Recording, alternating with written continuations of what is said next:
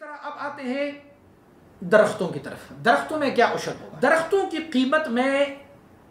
कीमत में यानी सिर्फ ऐसे दरख्त हो कि जो हमारी तिजारत के लिए ना हो, सिर्फ वहां पर खड़े हो, तो उसके लिए हमने अगर तिजारत के लिए दरख्त को काश्त कर लिए तो फिर उसमें हमें उशर देना होगा।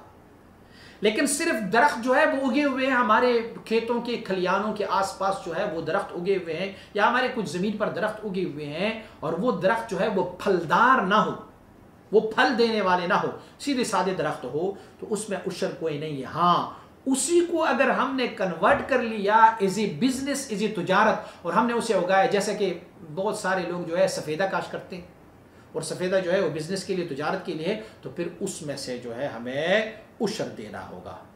इसका हवाला फितावा हिंदिया में है, आप वहाँ से आप पढ़ सकते हैं।